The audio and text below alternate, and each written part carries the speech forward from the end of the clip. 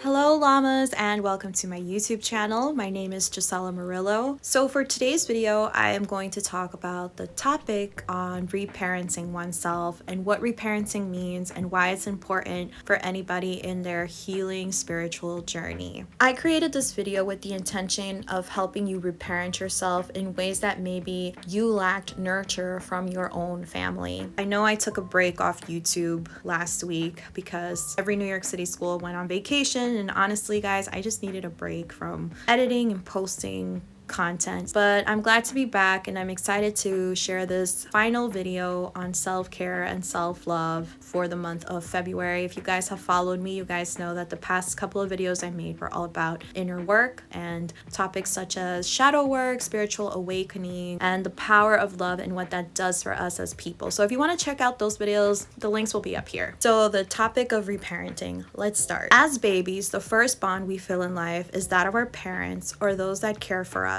For the most part, our parents only want what's best for our future or to make sure that we are safe, that we are nurtured, get through school, and get that 401k. Except for the fact is that this life path, though, is not always accurate for all of us. We each have our own timeline. We each work on our own path and own lanes as we start to get older. As we grow older, we develop our own ideas or value of what the meaning of life is and what that looks like for all of us. This sometimes can conflict with our parents because, again, it's the cycle of life that was taught to them and they taught it to us. I feel like this is the generation that is breaking those cycles and learning how to achieve different goals and different careers or different ways of living during our time period. I feel like this topic of reparenting is so interesting because there are so many layers to it. There are various groups of parenting, such as single parents, parents that might have been absent in our lives, etc. Maybe you could have had the best parents in the world, but then a part of you still felt very insecure, and as you started to get older, you needed to start giving yourself whatever your parents did not give you. And that is essentially what reparenting is. This is why being aware of what needs healing is super important. According to holistic psychology, parents that teach us patterns or certain habits to do things do this from the unconscious point of view. This causes parents to teach from a wounded space or unprocessed emotional space. So essentially it is that they only understand some things to a certain level of awareness. We can only give what we practice on to others. So in a way, it's not our parents' fault, right? They were taught something, hence they taught it to us. And again, like I said, this is the generation that is breaking the cycle of what we were taught. So reparenting is a new level of awareness where one is healed or is in the process of being healed and consciously makes new decisions as an adult. Maybe some of the things that you felt as a child or even maybe still in your adult years were comparison, being yelled at for small things, thought of less than, physical or sexual abuse, being called names. Some of these things made you self-critical or was a way where you kind of self-abused. Maybe sometimes you heard things like suck it up or not being able to feel a certain way because of the parent that told you to just kind of like hold all your feelings in, or being gaslit by a parent. Again, parents can sometimes be a reflection of what was taught to them. Maybe these parents just didn't have the time to open their emotional wounds, or if they did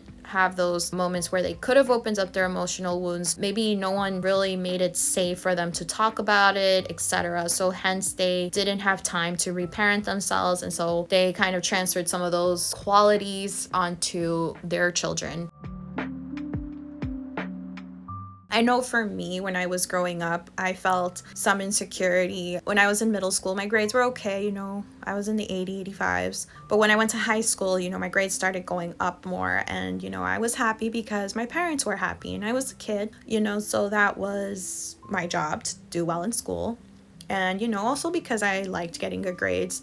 And, I did believe in working hard and such. But then there was a point where I just felt a little bit overwhelmed, where I felt like I was always being put in this pedestal of greatness. And then, when I graduated college, I had like a really bad downfall. Not that I didn't possess those qualities still, I just wasn't able to achieve what people or cousins of mine in practical careers were able to do so as a person that chose an art career. And there was also a moment where I was an architecture major. Then I switched over to communication arts, and I had a lot of people who were like, why are you switching? And yeah, so I have a lot of insecurity when it comes to, the decisions that I make because of, again, what society conditioned our parents to believe. And I'm taking it day by day, slowly working on, living my authentic life, being my authentic self. There was a lot of that, and there was also some comparison, especially now that I've gotten older, because again, I have cousins that chose practical careers like being nurses and being engineers and this and this and that. I'm not those things. I just never saw myself working a 9-to-5 job. Even when I was an intern, I realized I'm like, I don't want this life. I want a life that is more free. I want a life that I am doing something more meaningful and where I am creating content that matters. So it's not per se the degree that I got was a bad thing, because I actually did love what I studied. I loved communication arts. It's such a fun major. There was a lot that was taught to students in terms of production, radio. I know I loved video editing. I'm like, okay, what can I do with video editing? And so here we are. I feel like I'm a lot better, in my own journey now, because I understand myself so much better than when I was, a lot younger. I am more kind to myself and more loving. So I hope to continue on this path of being and accepting myself as I choose to be, not as society wants me to be. So reparenting and being aware is our responsibility as adults. And it's a slow process for doing inner work. It's showing up for yourself in ways that you needed as a child. So here are some ways that you can help reparent yourself. So the first stage is awareness to your feelings and going back to your inner child, remembering old situations that you didn't feel the best in or the most comfortable in, or the ones that hurt you the most, and knowing how to set better boundaries as an adult. Boundaries are there to allow what energies we want in our life. Maybe you have had the toxic parent or caregiver and you just no longer, or nothing can be said or amended. So you had to, find a way to set boundaries, just not speaking to that person anymore, just completely cut off that person. Or maybe you could have spoken to your parents and just, you still needed to maintain a level of, this is the line you cannot cross. No more. Creating a safe space for yourself, one where you are free to look after your physical, emotional, and soul needs. Practice validating your feelings, maybe ones that were gaslit or easily overstepped by those that would have or should have been your caregivers. I know that sometimes, especially gaslit is like the worst way, because if you're feeling something and someone's not taking you seriously or saying that your experiences aren't valid, that's like the worst ever. When I was in college and I had troubles sometimes that I just couldn't tell my parents, I would go to my guidance counselor, and her door was always open and her environment was always safe for me to speak my mind. So I'm really glad that I had her when I was in my early 20s. So sometimes creating a space where you can be your most authentic, where you can cry, where you can validate your feelings,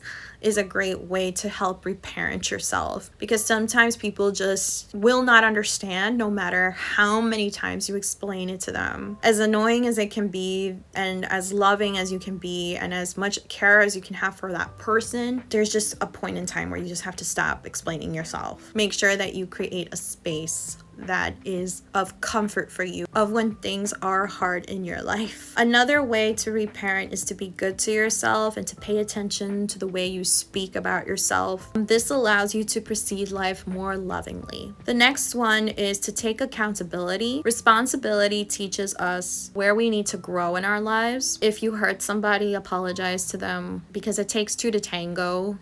How are you toxic? How are they toxic? Especially with parents, they just may not see see things the way that you do. So the level of awareness is completely different. We aren't perfect beings, and you need to understand that your parents were also not perfect beings. They did what they thought was best at the time and with what they had. Even though we are not perfect, that's why when I was saying before, it's important to take accountability of how one person hurt us and how we hurt that other person. So accountability versus perfection. The next way to reparent yourself is to trust yourself again, to trust and believe in what you and only you can do. With it, life will flow more organically. The next one is to allow balance into your life. Self-care and self-love, physical, emotional, and soulful needs. I have parents that work super, super hard. And on some days they do take off, they have their days where they, don't want to do anything. For the most part, my parents are super hardworking people. And I always felt that because of that, I kind of got instilled the same work ethic, except for the fact that sometimes it can be really draining and can be really exhausting. I wish my parents incorporated more self-care into their life. I feel like they always think that they need to be doing something. I'm like, you can rest. Like I tell my parents this, but it's like they just continue going because that's how they were since they were young. For me personally, I need balance in my life. I need some fun and I need rest. When it comes to productivity, at least for me, the best way and on this journey, I've realized that the path for me is the power of inspiration. When I'm inspired, I suddenly want to work on creating that idea and bringing it to life. This will also help you pursue interests and encourage you to align to who you are. So inspiration is the greatest form of productivity. So that is the end of the video. So llamas, if you have any other ways that you feel like can help reparent, please share them in the description below and help the other beautiful llamas out on this channel. I really feel like this is probably one of the most important topics on inner self work because a lot of our painful moments probably stem from childhood. Now that we are aware of these things and we are